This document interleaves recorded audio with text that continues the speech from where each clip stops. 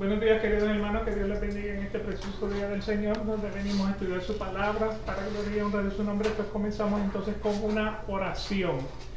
Padre, te damos gracias por este día, te damos gracias por las bendiciones que recibimos de ti todos los días, al descubrir más de ti dentro de tu palabra.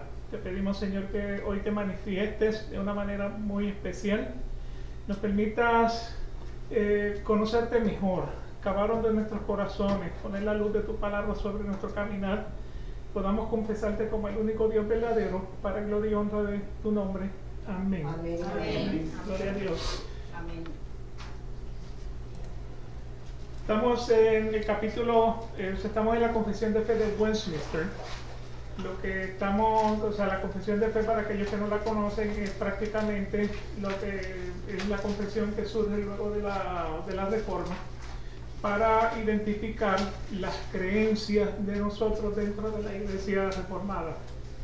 Y estamos ahora, vamos a entonces entrar en el capítulo 15, la Confesión de Fe tiene 31 capítulos, estamos iniciando el capítulo 15 el día de hoy, y el tema que vamos a tratar es el arrepentimiento para vida. Ese es el tema que estamos tratando. Y la pregunta es, ¿qué es el arrepentimiento? Arrepentimiento es el asiento de la reflexión moral. Arrepentimiento es el asiento de la reflexión moral. Es el sentimiento o lamento del dolor por el mal del pecado o por su condenación de la culpa. O sea que lo definimos como el sentimiento o el lamento del dolor por el mal del pecado. O sea, el dolor que sentimos cuando reconocemos, cuando sabemos que estamos en pecado. O también por la condenación que produce el pecado en nuestras vidas. Este arrepentimiento produce un cambio de opinión, un cambio de parecer o de propósito de algo formado o de algo hecho, y lleva a la renovación de las decisiones que toma el hombre. O sea que el propósito del arrepentimiento prácticamente es hacer un giro 180 en nuestro caminar. O sea, si vamos en un caminar de pecado, y cuando estoy hablando de pecado, o sea, es pecado premeditado, pecado planificado. ¿Me explico? ¿Sí? Así que nuevamente de eso es lo que estamos hablando. ¿Por qué razón? Porque como hombres no dejamos de pecar. O sea, somos redimidos, que nos redime el Señor, nos redime el Espíritu, más carne y sangre no entran en el reino de los cielos. Así que estamos en una naturaleza, vivimos en una naturaleza redimida por el Señor, pero seguimos caminando en una naturaleza pecaminosa. Nuestro deseo no es pecar, pero al final del día terminamos pecando, a pesar de que eso no es lo que queremos. Así que el propósito del arrepentimiento es llevarnos a la renovación de las decisiones que tomamos a cada día. En Santiago capítulo 4 versículos 8 y 10 dice: acercaos a Dios y Él os acercará a vosotros. Limpiad vuestras manos, pecadores, y vosotros de doble ánimo, purificad vuestros corazones. Afligíos, lamentad y llorar, que vuestra risa se torne en llanto y vuestro gozo en tristeza. Humillaos en la presencia del Señor y Él os exaltará. ¿Okay? Así que cuando dice acercaos a Dios, significa reconoce tu pecado y arrepiéntete. Y en ese arrepentimiento Dios entonces se acerca a nosotros. Dice, limpiad vuestras manos, pecadores. O sea, nos reconoce entonces como pecadores. Las personas de doble ánimo. ¿Quién es la persona de doble ánimo? La persona que está en la iglesia porque tiene temor a que se va a condenar. Esa es la persona de doble ánimo. Sin embargo, cuando sale de la iglesia, medita, planifica, disfruta el pecado. O sea, esa es la persona que aparece en Apocalipsis, la iglesia que aparece en Apocalipsis, la amonestación de que ni eres tibio O sea, ni eres frío ni eres caliente. Como quisiera que estuvieras en uno de los dos puntos, pero porque eres tibio, te voy a vomitar de mi boca. Y de esa es la persona que está hablando aquí, cuando dice, o sea, el de doble ánimo, le está haciendo un llamado: purifica tu corazón, aflígete, lamentate, llora, para que vuestras risas, se tornen llanto y vuestro gozo en tristeza. Humillaos en la presencia del Señor y Él os exaltará. ¿Okay? Así que nuevamente eso es lo que estamos viendo en el tema de pecado. En el Antiguo Testamento vemos el arrepentimiento dirigido y como un llamado a la nación de Israel. En Segunda de Crónicas capítulo 7 versículos 13 y 14 es un versículo muy común que se utiliza a través de la iglesia. Dice: si cierro los cielos para que no haya lluvia, o si mando la langosta a devorar la tierra, o si envío la pestilencia entre mi pueblo, y se humilla mi pueblo sobre el cual es invocado mi nombre, y oran, buscan mi rostro y se vuelven de sus malos caminos, entonces yo oiré desde los cielos, perdonaré su pecado y sanaré su tierra. O sea que eso, el llamado al arrepentimiento como una nación.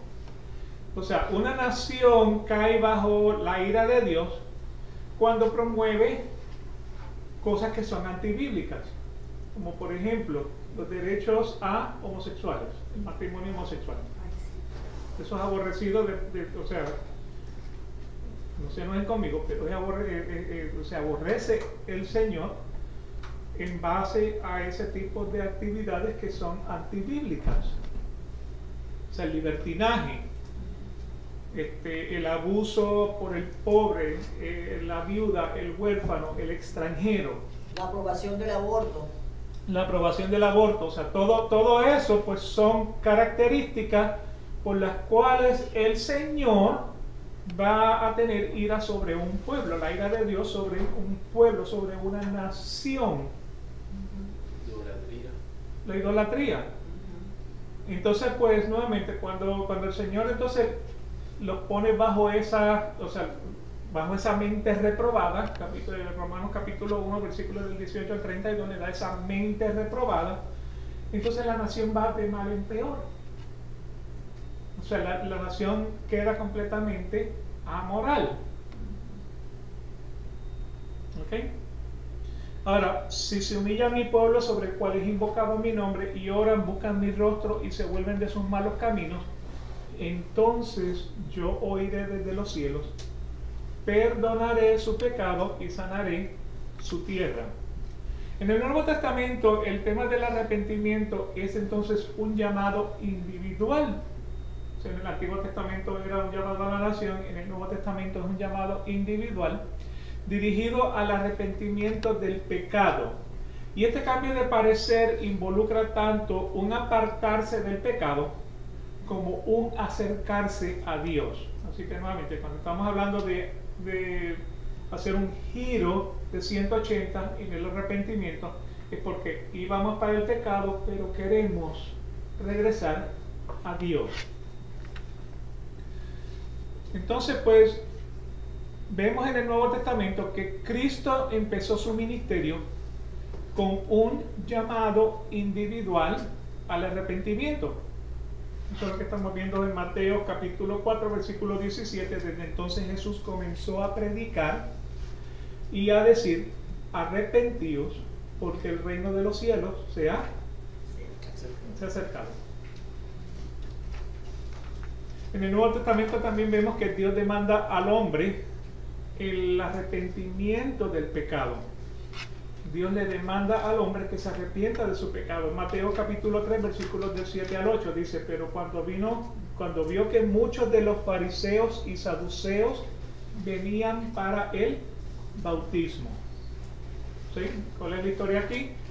Juan Bautista está bautizando a los hombres.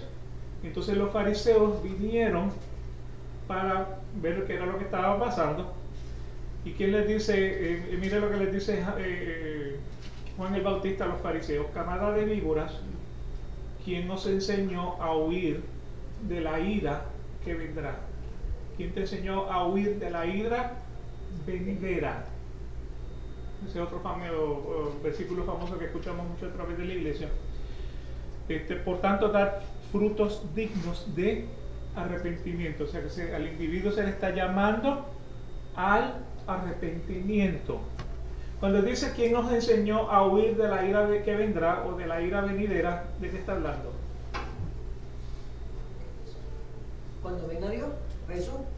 La ira que viene sobre el hombre en particular y sobre la tierra en general, la ira de Dios en contra del pecado y del pecador. ¿Me explico?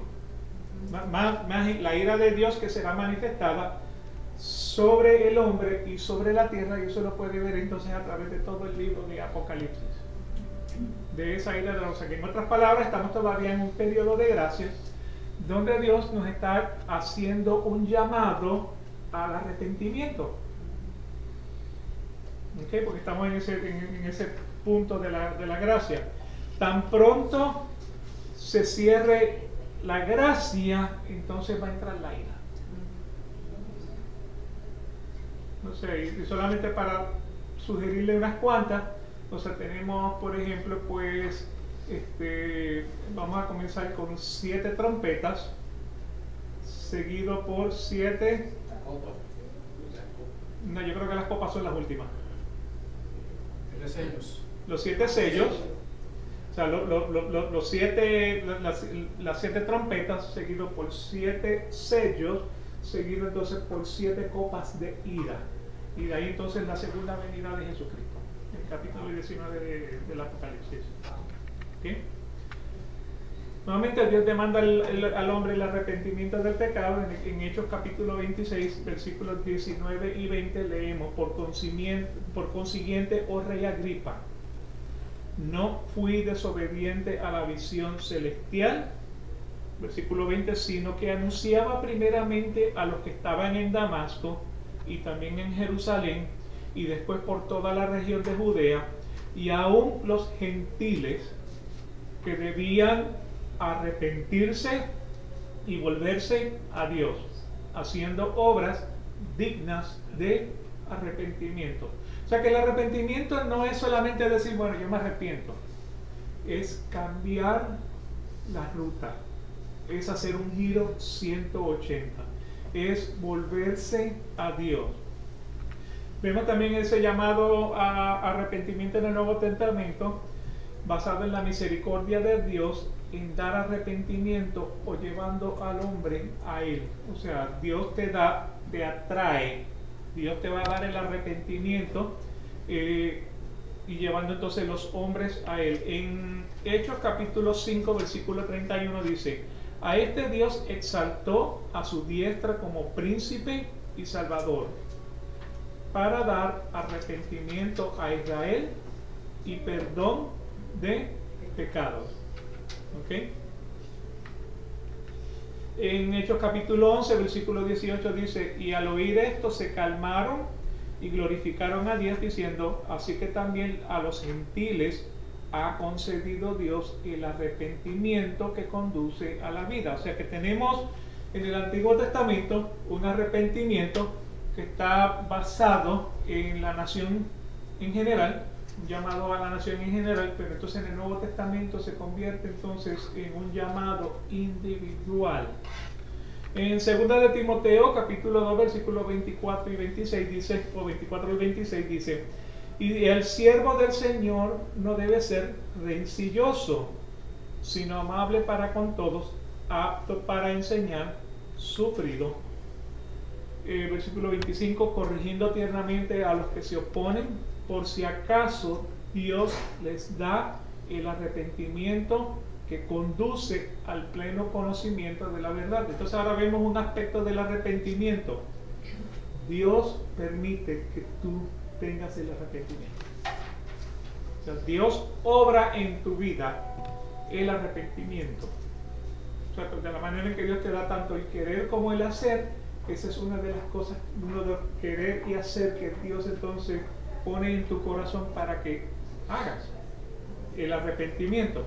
Así que nuevamente Dios les da el arrepentimiento que conduce al pleno conocimiento de la verdad, y el versículo 26, y volviendo en sí, escapan del lazo del diablo, habiendo estado cautivos de él para hacer su voluntad.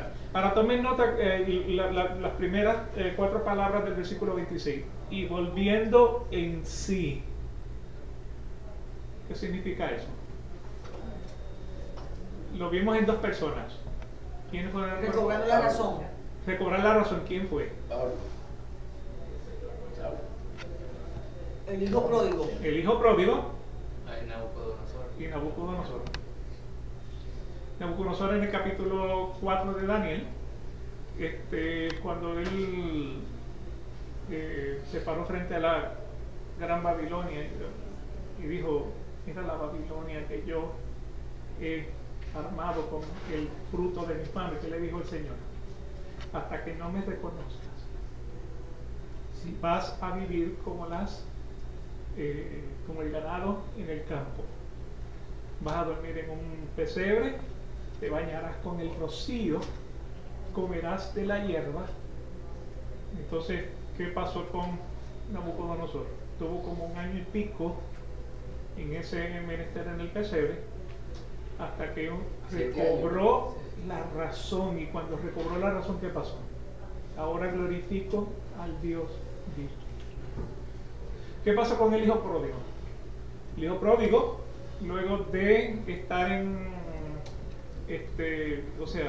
su vida pecaminosa, termina en un corral de cerdos, peleando con los cerdos para la comida. ¿Y qué pasó con él? Volvió en sí, recobró la razón y dijo: en casa de mi padre los peones están mejor que yo. O sea, que Dios le da la oportunidad al hombre a que vuelva en sí, o sea, que le permite que vaya en su camino de pecado, hasta que un día vuelva en sí, diga: o sea, en la casa de mi padre hay mejor palabra y vida que esto. Comida algarrobo. Comida algarroba. Pero nuevamente, su mente estaba completamente velada hasta que recobró la razón. Esos son los 2 ejemplos que tenemos. Y nuevamente, ahora un tercer ejemplo de cómo, o sea, el Señor obra tanto el querer como el hacer, volviendo en sí. Porque si vamos un versículo hacia atrás, corrigiendo tiernamente a los que se oponen, por si acaso Dios les da el arrepentimiento. ¿Y cuándo es que viene entonces ese arrepentimiento? Cuando el hombre vuelve en sí, cuando el hombre recobra la razón. ¿Cómo el hombre recobra la razón? El Señor se lo permite. Con Pablo no hubo eso, que giró 180 grados con Saulo. Saulo, o sea, acuérdate que Saulo iba en camino a Damasco y nuevamente, o sea, lo que tuvo fue un encuentro frente a frente con el Señor Jesús. No creo que él estaba fuera de la razón, porque si lees, él dice, o sea, yo, fariseo de fariseo, y en todo, sobre la ley, fariseo. Entonces, pues realmente, pues, o sea, que haya tenido un encuentro con Jesús en el camino a Damasco, y luego entonces, o sea, estuvo 3 días sin comer, estuvo ciego por 3 días, o sea, estuvo 3 días en ayuno, no porque nuevamente estaba buscando la voluntad del Dios, sino porque el evento traumatizante que él experimentó se le quitó hasta la fe. Y entonces el Señor fue el que lo restauró. No estoy seguro si él había perdido la razón en una vida pecaminosa, porque él hacía todo lo que la ley, o sea, él estaba siguiendo la ley. ¿Okay? Pero nuevamente, o sea, todos nosotros hemos estado en este bote. Un día tuvimos nuestro pensamiento completamente velado hasta que el Señor nos dio la oportunidad para el arrepentimiento. Y ver entonces cuando reconocimos, cuando volvimos en sí, cuando nuestro corazón tomó una decisión, porque el Señor la puso ahí, para que entonces pudiéramos ir de rodillas, reconocer nuestro pecado y pedirle perdón. ¿Ok? Así que vamos a ver entonces ahora, ya que tenemos una pequeña idea de qué es el arrepentimiento, veamos entonces ahora qué nos revela la confesión de fe de Westminster en este tema del arrepentimiento. Y ahora estoy entonces en la sección 1. ¿En qué página estaríamos entonces? 15.3. 15.2. En la 15.2, la sección 1. Vamos a las 15.3. 15.2, 15.3.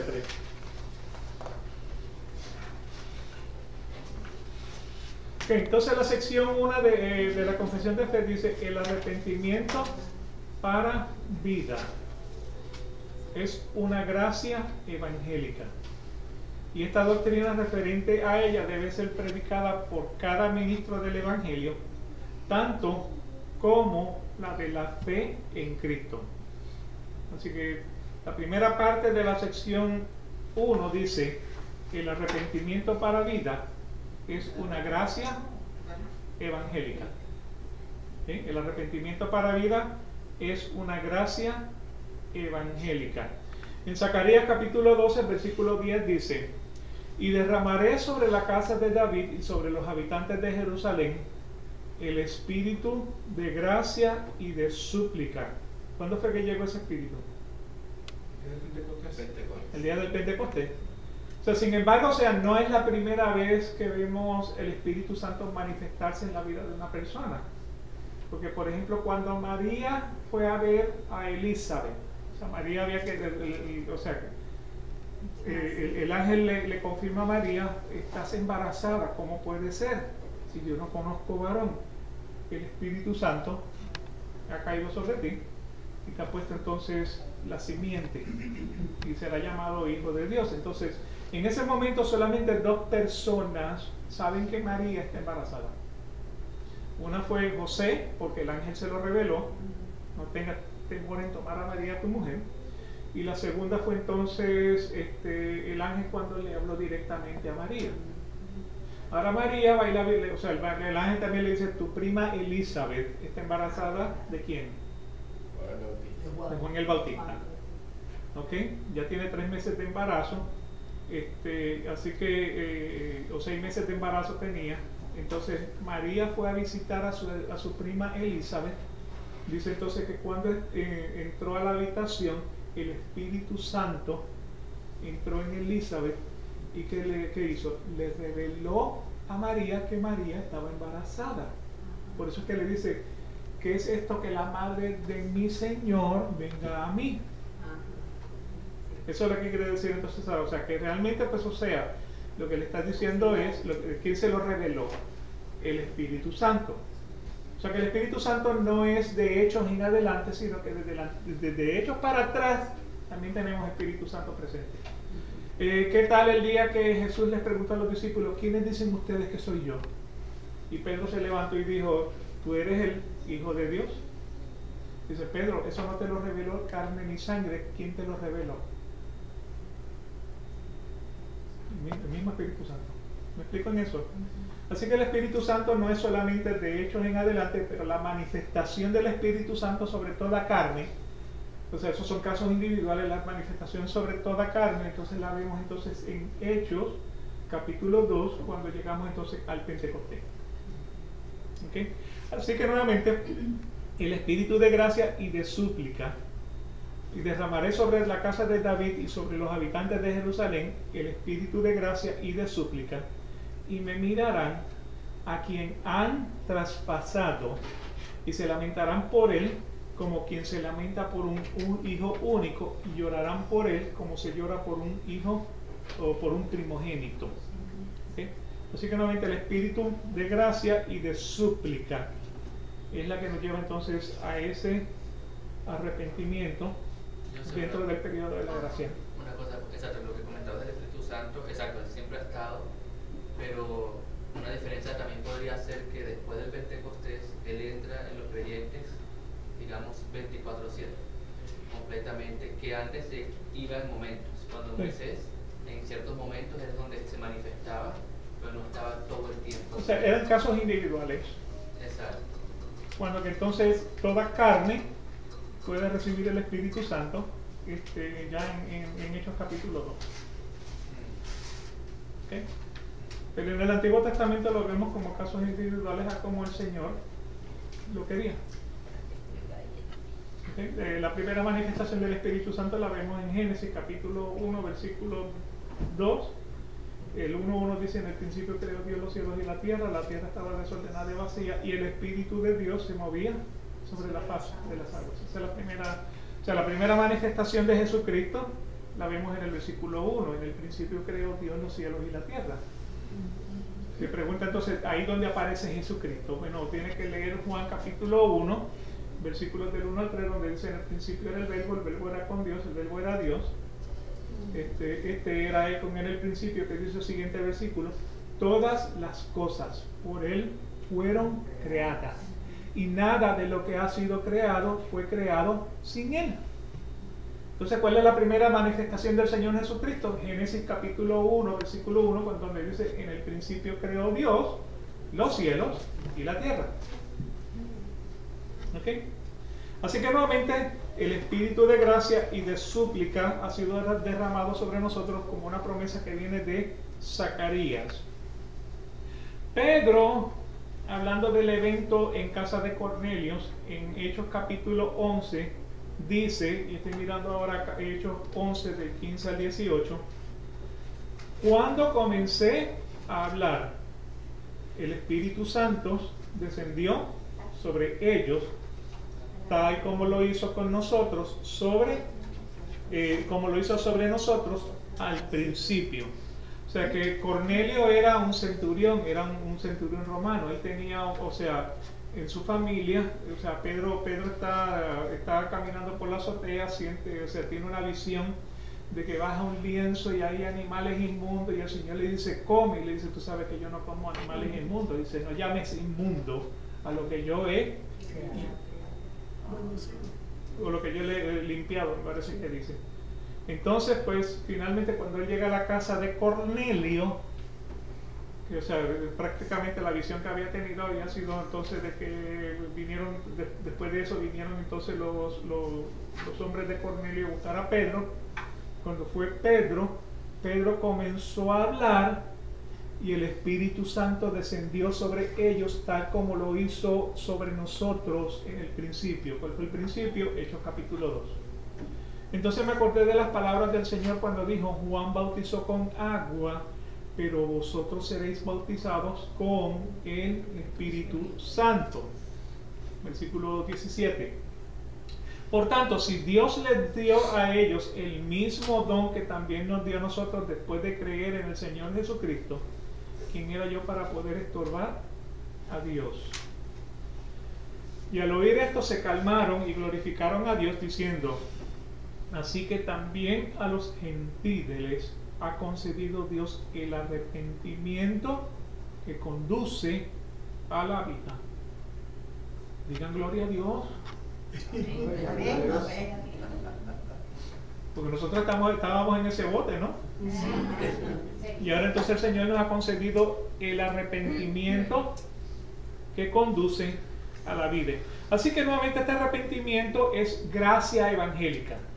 Y esta doctrina referente a ella debe ser predicada por cada ministro del Evangelio, tanto como la de fe en Cristo. O sea que nosotros no venimos a una escuela dominical para que tengamos un picnic espiritual toda la semana por el conocimiento que hemos recibido. Nos toca ser embajadores de Cristo, nos toca llevar el Evangelio a toda criatura.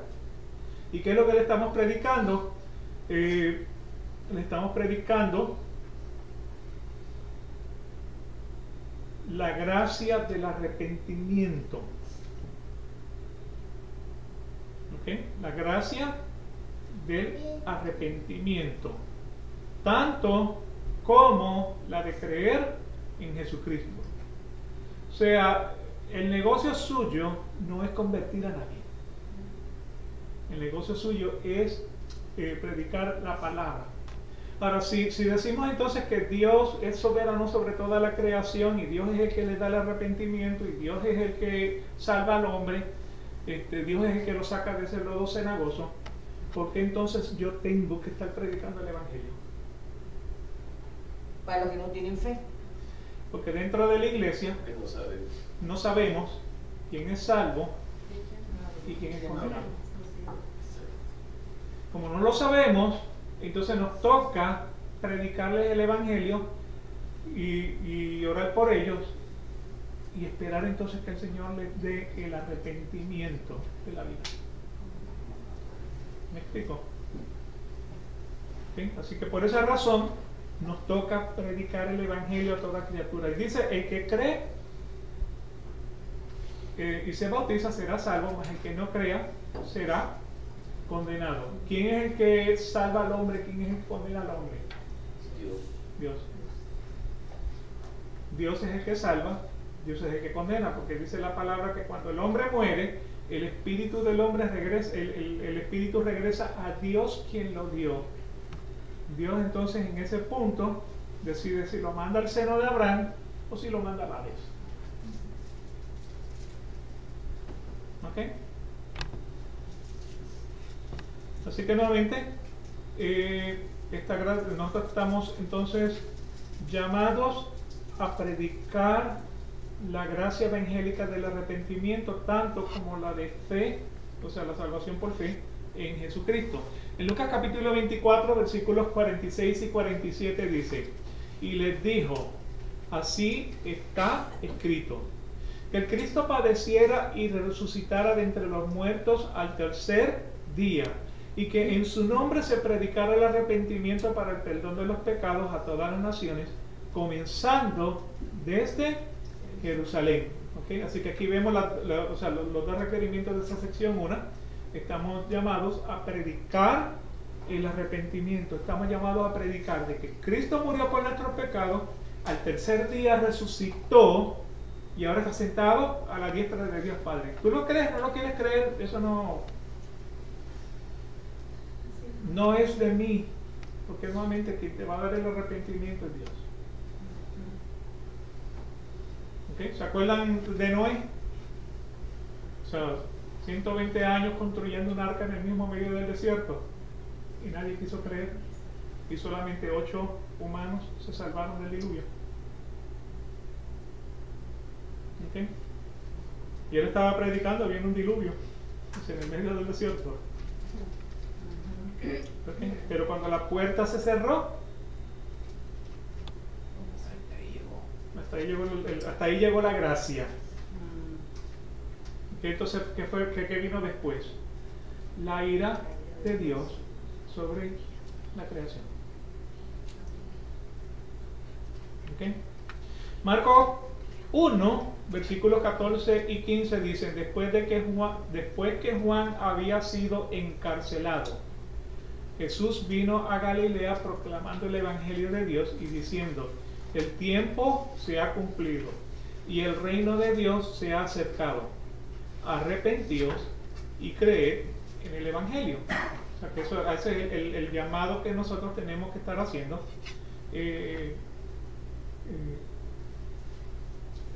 a los hombres.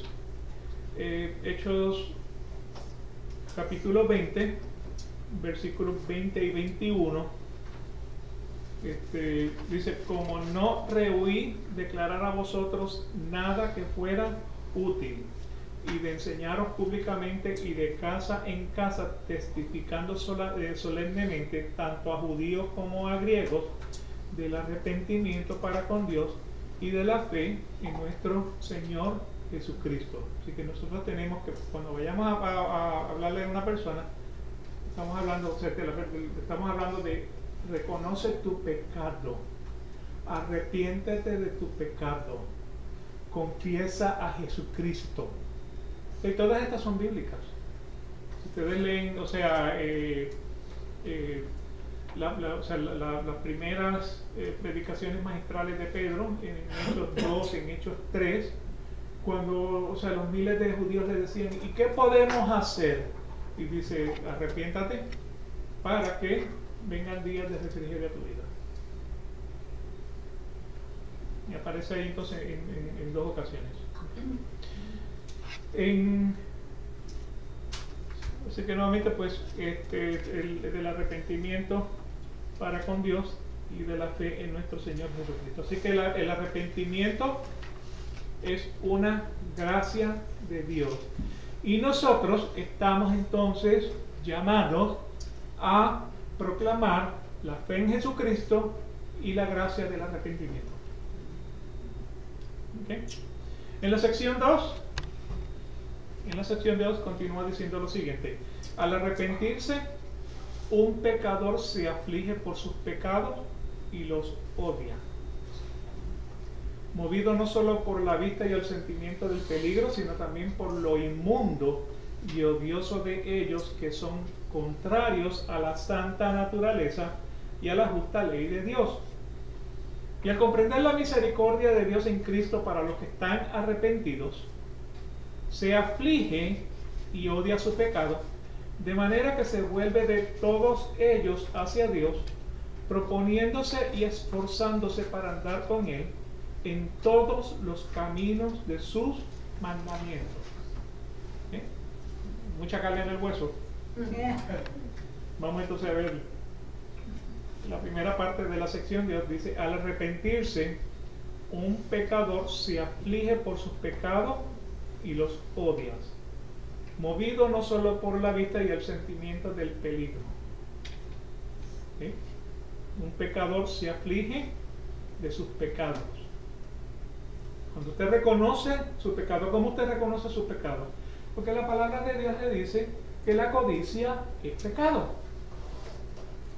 La palabra de Dios le dice que hacerle daño a su vecino, a su hermano, es pecado, que la venganza es pecado. ¿Me explico? Esos son solamente algunos ejemplos. Entonces, cuando la persona reconoce el pecado, lo odia. ¿Por qué razón? Porque sabe que hizo mal. Sabe que lo hizo mal. En Ezequiel capítulo 18, versículos 30 y 32 dice: por tanto, os juzgaré a cada uno conforme a su conducta, oh casa de Israel, declara el Señor Dios. Arrepentíos y apartaos de vuestras transgresiones, para que la iniquidad no os sea piedra de tropiezo. ¿Sí? Así que el pecado es un tropiezo para poderse acercar a Dios. Versículo 31: arrojad de vosotros todas las transgresiones que habéis cometido, y haceos un corazón nuevo y un espíritu nuevo. ¿Por qué habéis de morir, casa de Israel? Pues yo no me complazco en la muerte de nadie, declara el Señor Dios. Arrepentíos y vivid. ¿Por qué queremos morir? Dios nos está haciendo un llamado al arrepentimiento. ¿Por qué queremos? ¿Por qué escogemos la muerte antes que la vida? Y recuérdense que la palabra muerte significa separación. La palabra muerte significa separación. El hombre puede morir de dos maneras. Puede morir separado de Dios, aun cuando está todavía en vida. Como por ejemplo Adán y Eva. O sea, cuando Adán y Eva pecaron, murieron. Porque el Señor les dijo: el día que ustedes coman de esa fruta, ciertamente morirán. Así que nuevamente ellos mueren, se separan de Dios, pero no cayeron patas arriba, ¿me explico? Seguían respirando. Seguían respirando. La segunda muerte es cuando el hombre físicamente muere, el cuerpo y el espíritu se separan. Ahora, si ese espíritu termina en el Hades, ahí experimenta entonces una segunda muerte. O sea, porque no solamente en vida estuvo separado de Dios, sino que ahora está separado de Dios en la eternidad. Y eso lo pueden encontrar entonces en Apocalipsis capítulo 20. Hay una segunda muerte. ¿Ok? Así que nuevamente, el Señor no se complace en la muerte de nadie. O sea, en la separación del hombre con Él. El Señor no se complace en eso. ¿En qué se complace el Señor? Arrepiéntete para que te pueda perdonar para que te pueda dar la vida eterna. ¿Okay? Isaías capítulo 30, versículos 21 y 22 dice: tus oídos oirán detrás de ti una palabra. Este es el camino, andar en él, ya sea que vayáis a la derecha o a la izquierda. Y profanarás tus imágenes talladas recubiertas de plata y tus imágenes fundidas revestidas de oro, las esparcirás como cosa inmunda y le dirás: fuera de aquí. Y de lo que está hablando es de los ídolos que nosotros dentro de nuestro corazón llevamos continuamente. Ahora note lo que es el 21. Tus oídos oirán de ti, tus oídos oirán detrás de ti una palabra. ¿Qué quiere decir eso? El Espíritu Santo le está hablando. Te está hablando continuamente a tu corazón. ¿Qué es lo que te está recordando? Te está gustando mucho la plata. ¿Sí? ¿Estás idolatrando la plata? ¿Qué más? Una cosa es gustar y otra es idolatrar. Exactamente. Porque en realidad la necesitamos. La necesitamos, sí. Y nos gusta. ¿Eh? Y nos gusta. Lo Pero una cosa es importante, vivir por ella. Exacto. sí, lo importante es, o sea, si la pierdes, ¿cómo te sentirías?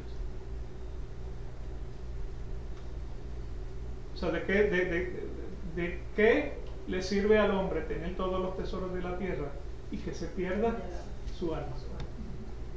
Por eso dice que andar en él, o sea, en sus caminos, ya sea que vaya a la izquierda o a la derecha, Sí. a donde quiera que vaya. A donde quiera que vayas, anda en él. Ahora nuevamente, ¿qué es lo que te convence a ti del pecado? Sí, es el Espíritu Santo, pero ¿qué hace el Espíritu Santo para convencerte de pecado? Pues hace que uno reconozca, que vea, que entienda que está haciendo cosas que no debe hacer. ¿Y Que cómo no le agrada. reconoces Te das cuenta. que estás haciendo cosas que no Que no debes le hacer? A través de la ley. A través de la La ley. palabra de Dios. Es a través de la palabra de Dios que reconocemos entonces eso.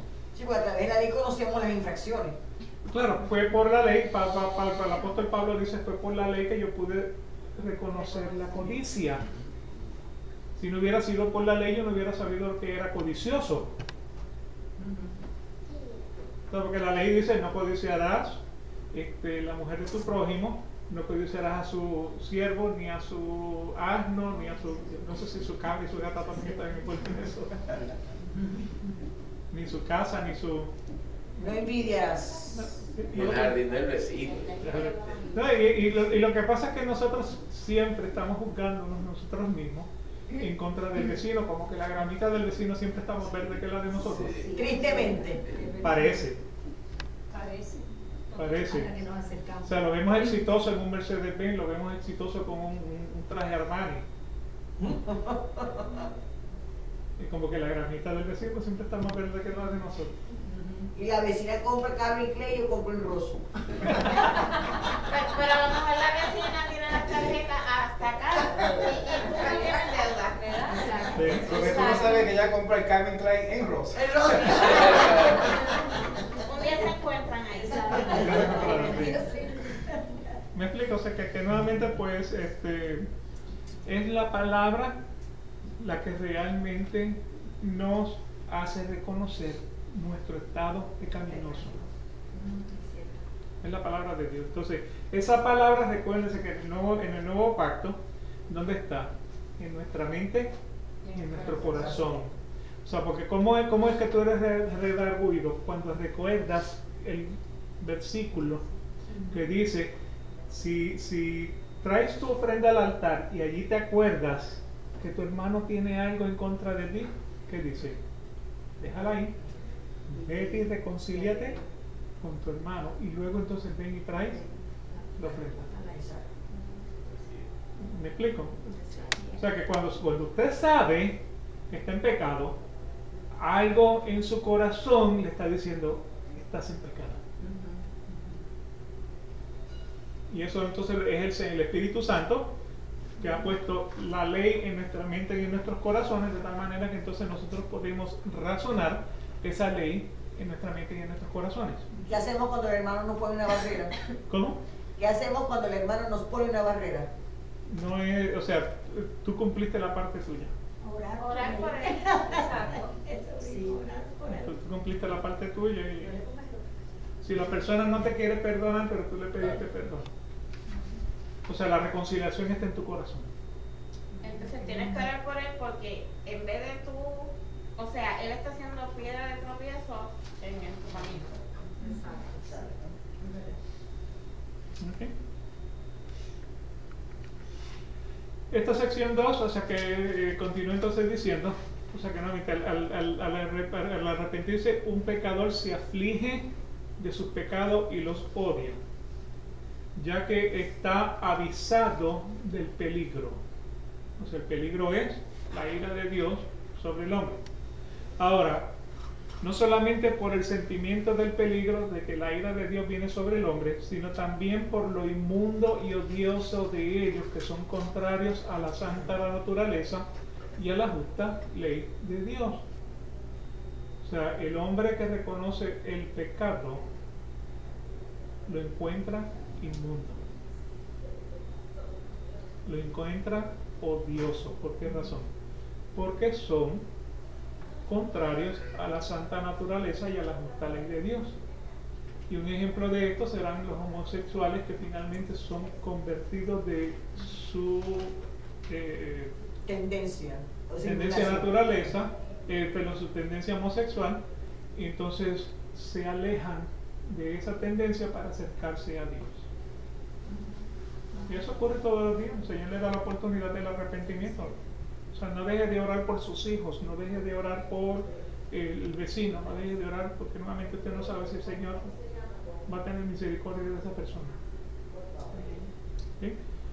Así que nuevamente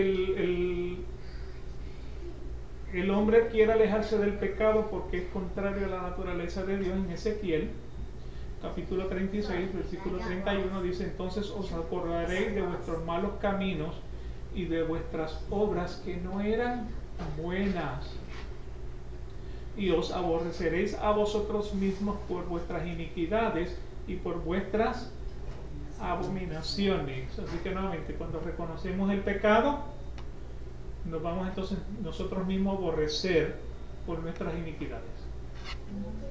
Salmos 51, versículos del 1 al 5 dice: ten piedad de mí, oh Dios, conforme a tu misericordia. ¿Quién está hablando ahí? En el Salmo 51. David. El rey David. Dice: ten piedad de mí. ¿Y qué era lo que había ocurrido con David? Eso fue el pecado cuando él cometió con La mujer de esposa. Con Urías. la Que la mujer de esposa Urías. de él, sí, Mató a Urías. Betsabé. Betsabé. Isabel, sí. Y cometió con Betsabé. Entonces, ¿qué fue lo que pasó? Que el peso de la mano del Señor cayó sobre David, porque no solamente había cometido el adulterio, sino que también había mandado a matar a Urías. ¿Okay? Entonces dice: ten piedad de mí, oh Dios, conforme a tu misericordia, conforme a lo inmenso de tu compasión, borra mis transgresiones. Lávame por completo de mi maldad y límpiame de mi pecado, porque yo reconozco mis transgresiones y mi pecado está siempre delante de mí. ¿Alguien que peque y ya haya olvidado el pecado? ¿Alguien que se le haya olvidado el pecado? Creo que no es fácil. No es fácil. Lo que pasa es que ahí Dios no veía a David físicamente como hombre pecador, sino que le veía su corazón. Por eso es que David era un hombre conforme al corazón de Dios. A pesar de que David había hecho este pecado con... Era pecador. Sí. Era De hecho, cuando mujeriego. David le dijo al Señor: yo quiero construirte el templo, dice: no, David, tú tienes mucha sangre en las manos, lo va a hacer Salomón. Tu hijo, el hombre más sabio.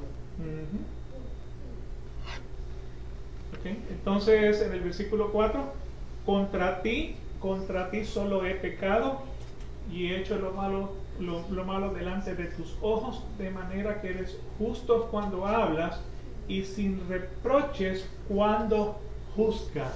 O sea que cuando usted está arrepentido de algo que usted ha hecho, o sea, David no pecó en contra de Urías, David no pecó en contra de Betsabé. David había violado la ley de Dios. O sea, no fue contra Urías, no fue contra Betsabé, fue contra ti, Señor, que yo pequé. Y he hecho lo malo delante de tus ojos, de manera que tú eres justo, de manera que eres justo cuando hablas y sin reproche cuando juzgas. He aquí yo nací en iniquidad y en pecado me concibió mi madre. Y ese versículo no quiere decir que mi madre fue infiel a mi padre, como lo están predicando por ahí algunas iglesias. Ese versículo lo que quiere decir es: en pecado me concibió mi madre. En pecado, desde que estoy en el vientre de mi madre, soy un pecador. Eso es lo que quiere decir. O sea, fui concebido pecador, nací pecador, en mi niñez fui pecador, en mi juventud fui pecador, en mi madurez soy pecador. Y no sé en qué darle, la tercera o en la cuarta, seguiré siendo pecador. ¿Okay?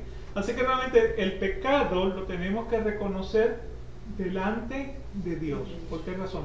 Porque nosotros lo que hemos hecho es violar la ley de Dios.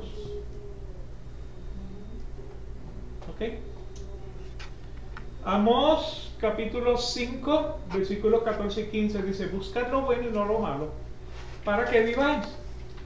Y así sea con vosotros el Señor, Dios de los ejércitos, tal como habéis dicho. Aborreced el mal, amad el bien y estableced la justicia en la puerta. Tal vez el Señor, Dios de los ejércitos, sea misericordioso con el remanente de José. ¿Okay? Para que nuevamente buscamos lo bueno, no lo malo. A pesar de que nuestra naturaleza carnal está propensa a hacer lo malo. O sea, ¿cuál es el pecado del enojo? La venganza. Porque cuando nos hacen un mal, queremos pagar el mal con el mal, cuando que la Biblia nos invita a que paguemos el mal con un bien. ¿Okay? Así que repasaremos nuevamente la sección de la semana próxima. Entonces pues continuaremos la semana próxima con esta sección acerca del arrepentimiento. Oramos. Padre, te damos gracias por el día que nos das hoy, la oportunidad que hemos tenido de contemplar tu palabra, del Señor, nuestra necesidad de un arrepentimiento delante de ti. Te damos gracias porque tú has puesto la palabra en nuestra mente y en nuestros corazones, que podemos, Señor, rendirte culto. Te damos gracias por el arrepentimiento, que es una gracia que tú nos has dado. Te pedimos, Señor, que continúes trabajando en nuestros corazones, en esas cosas grandes y ocultas que tú has preparado para nosotros, que realmente, Señor, pues necesitamos de ti y de tu palabra para poderlas entender. Amén. Te pedimos, Señor, que estés con nosotros el resto del servicio. Te pedimos que pongas la luz de tu palabra en nuestro caminar para que te podamos reconocer como el único Dios verdadero, el Dios vivo. Te pedimos, Señor, por todas estas almas que tristemente son engañadas todos los días con falsos evangelios. Pon tu palabra en su caminar, Señor, para que te puedan reconocer también. Amén. Quédate con nosotros en el resto del servicio, sea de tu agrado la prédica, las alabanzas, la adoración. Todo sea para gloria y honra de tu nombre. Te damos gracias. Amén. El pueblo de Dios dice amén. Amén. Y Dios nos veremos entonces en el servicio. Que Dios los bendiga.